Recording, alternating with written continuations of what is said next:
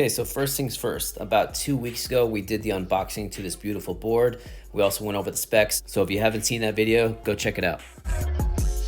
Okay, so let's talk about the deck. Now, this is my first mountain board, so it's definitely different for me. There isn't any flex to it, but it has a little bit of give. I really do wish it had a little bit more flex to it, but that's not a deal breaker. As you can see, the battery is mounted on top, so you have maximum clearance underneath the deck, so you can just run over anything you want. It doesn't have too much concave, but it has a lot of drop down. So when you are off-roading, you need to plant in your feet. The drop down is right there to plant you in perfect. Now, one thing I don't like about the deck is the grip tape. The grip tape gets very dirty and it's extremely hard to clean. Anytime I ever got a board dirty from off-roading, I still had some grip between my feet and the deck. But with this one, anytime it was real dirty and I wanted to do a slide, my foot would just come right off. Now, this obviously isn't a deal breaker. The deck and the grip tape are going to get dirty, especially with the mountain board. I just feel like a different grip tape design would make all the difference.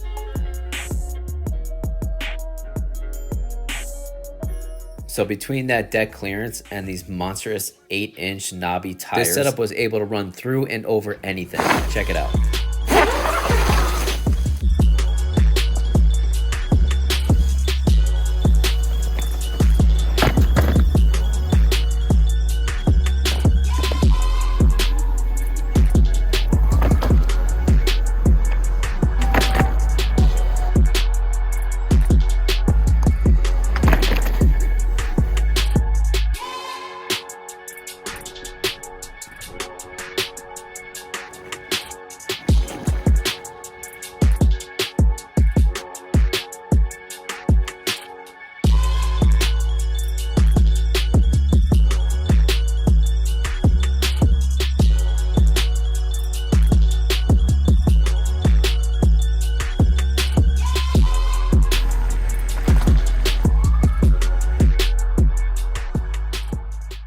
Acceleration test.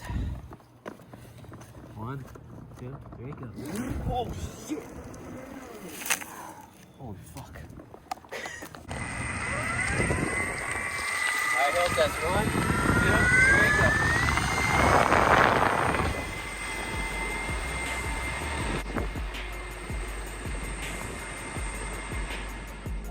3, go. Okay, so same giant hill test we normally do. All the way up there. I know it's hard to see on camera, but it's very long and very steep. Usually my higher powered boards usually do like 19 to 20, maybe 21 miles per hour off that. I have 4 bars gone out of 10. So it's definitely not a full battery. I'm gonna try to launch it from the bottom. It's very hard to launch this board. It's very powerful. And the hill kind of has like these slopes in the middle of it. So I might be letting off the throttle a little bit. Also, the remote is about 2 miles per hour off. So whatever I'm doing, just minus 2 miles per hour. 1, 2, 3, go. Woo! Man, I'm not even full throttle. I let off right here. Hold on. All right, I'm going back. 28, 29, 30, 31 miles per hour up this hill, which really means 29 miles per hour. Oh God, this board's insane. 29 miles per hour up that hill. And the other boards do like 21. Sport plus mode, I have 4 bars gone. I'm gonna try to launch it. Again, try. 1, 2, 3, go. Whoa. Holy shit. I can't launch it full throttle right off, but I ease into it and then I kind of get up there.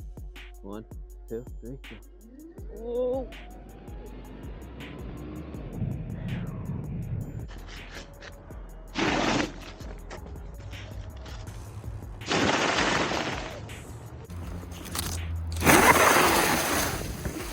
Now, I've had a lot of high-powered boards, some even four-wheel drive boards, and they were very powerful. It is tough to launch from a complete stop. This one I honestly couldn't do. Now, if you're thinking, Fred, you're a wuss, I can definitely do that. Prove it to me. If you're under 180 pounds and you get access to this board, take a video of it for me, full battery, don't do it on a hill, launch the board at a complete stop, and please send it to me. And for compensation, I will hook you up with a set of free wheels of your choice. That's how impressed I would be if someone did that.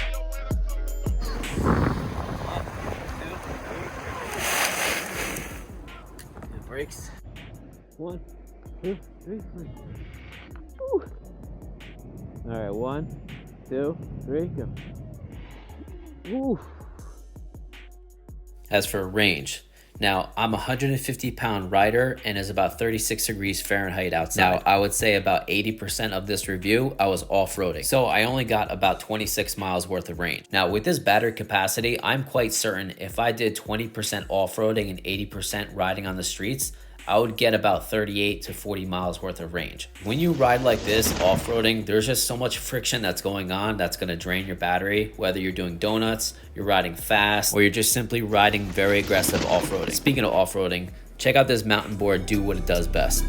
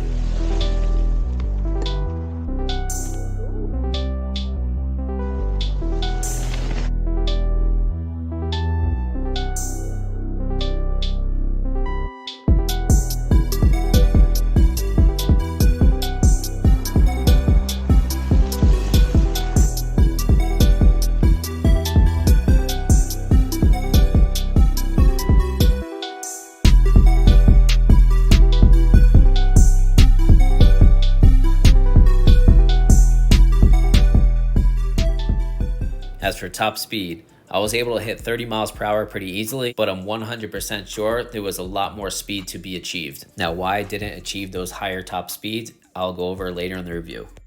But speaking of speeds, check out the speed that the board was able to get with 1 bar left. And I'm not even full throttling it.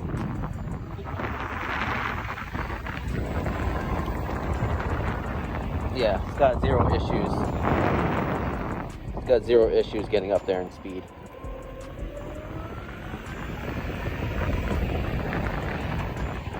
Monster power, 0 issues. Okay, channel trucks. So I'm gonna try to describe this any way I possibly can. It might sound pretty stupid, but I'm gonna give it a try. Very wide, great stability. Yes, we all know that. But since they're so wide, you rely on this whole chunk right here for your turning radius and your carving. Since this is such a large section to rely on your turning, there's this massive slop in here.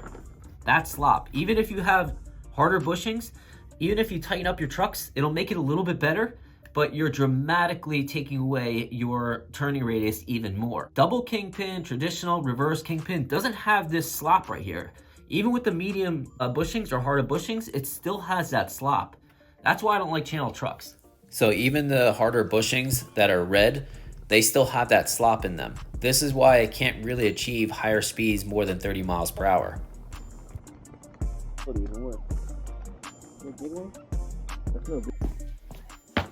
Now here's double kingpin. There's no slop at all. It just pivots where I want it to pivot. This is true turning, I like to call it. Just like when you spin an AT wheel, you have some wobbling there. With the street wheel, you spin it, it has perfectly good spin. I call it a true spin, a true roll. With this, every time you lean, that's your true turning. There's no slop in there whatsoever. It's not a sloppy pivot. And as for higher speeds, it requires practice. You have to adjust. There's more pivoting, so it's a little harder to adjust with higher speeds, but it's definitely doable. I've done it before. It's on my meepo Hurricane cloud wheel video. Now here's loose double kingpin trucks on the top, and on the bottom is the harder bushings on the ACEDECK channel trucks. You can see the difference on the way they behave. The pivoting on the double kingpin responds right away from your digging in your heels and your toes. With the channel trucks, it has a lot of slop in it. Now, most high-end boards actually have these type of trucks, and I've never liked them at all, so don't think it's just the ACEDECK here. Also, this is my personal preference. If you don't agree with me, that's perfectly fine, and I respect that. My Flux, my LaCroix, and my Calis, I just didn't like the trucks on them. I think if these type of brands went for traditional or reverse kingpin trucks like the Hoyt UAV did, the responsiveness and the stability would be way better in my opinion. It is great that ACEDECK supplies you with 2 different durometer bushings. Most high-end brands do not do that. red bushings.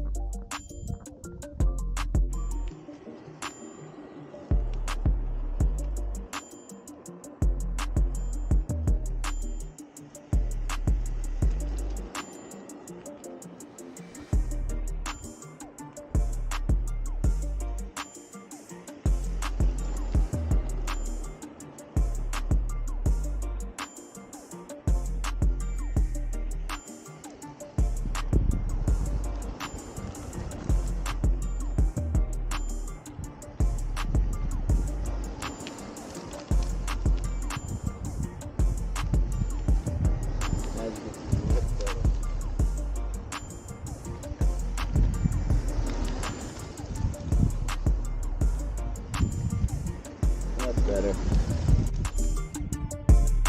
Now don't get it twisted, even with the red bushings, this board still carves very well. Check it out.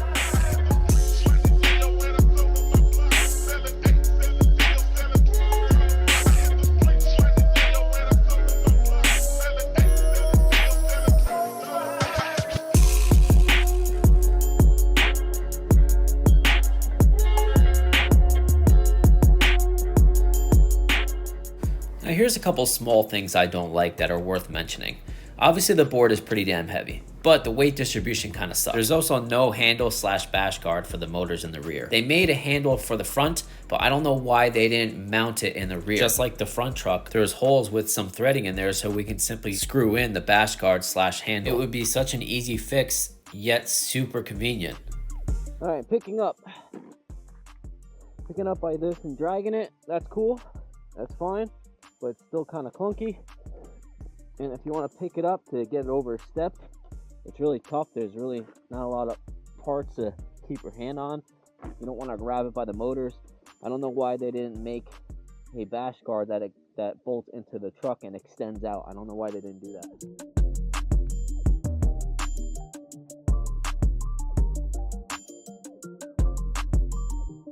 Another small thing I don't like, as I mentioned before, is the grip tape. The grip tape is very hard to clean.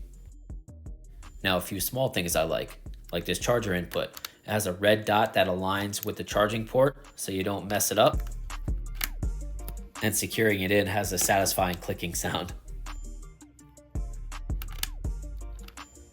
Now, these massive motors just look awesome attached to these gear drives. I just can't get enough of it. Motors are barely warm. The gear drives are premium yet simple, so they're very easy to maintain. Now the blue alloy adapters just simply go right into those 10 prongs and it's simple to remove and attach back on. As to these CNC aluminum hubs, I honestly wish more manufacturers would make hubs like this. Also, having final touches like this on small stuff separates them from other manufacturers. Also, ACEDECK provides their own tool for you so you can change your tire. When I had my LaCroix barrel, I had to go out and buy a wrench because a regular T-tool doesn't work for those bolts. Now, some people may ask, why don't I put bindings on my mountain board? This is why. This is Zach Peterson. He is a fantastic rider and he's using bindings here and he lost control and he couldn't bail. Here is a spot that he had plenty of time to bail, but because his feet were locked in the actual bindings, he couldn't bail. Now, I cannot speak for anybody else. I can only speak for myself. But the way I ride, I need to bail. There's always times that I'm trying different stuff, and I just simply need to run it off. But shout out to Zach. He's an awesome rider. If you guys haven't seen the channel, go check him out. Now, even being a lightweight rider without bindings, let's see what this board can do.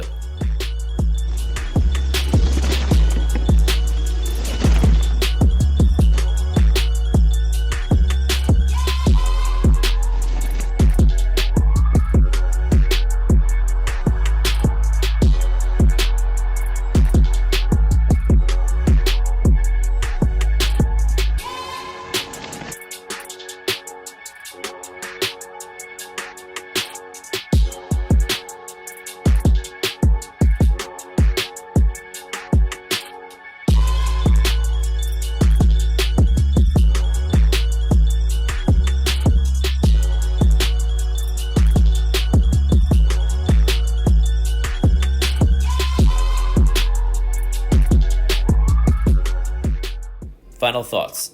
Now, I wasn't much of an off-road rider, let alone riding mountain boards, But this board just totally opened up a whole new realm of e-skate for me. Like I'm always praising on my channel, try new things, step out of your comfort zone.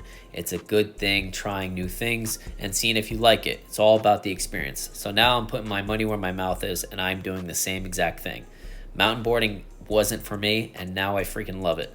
I think if you're looking for a very affordable mountain board with a dramatic amount of power with a huge battery pack, then this is the board for you. With my discount code, you're paying about $2,300. Now, compared to boards like Trampa and LaCroix, that's a fraction of the cost. Now, I've dealt with many different China-based e-skate companies. Some are terrible, some are good, some are excellent. ACEDECK's customer service is excellent. Thank you for watching, guys. Please comment, like, share, subscribe. Have a good one, guys.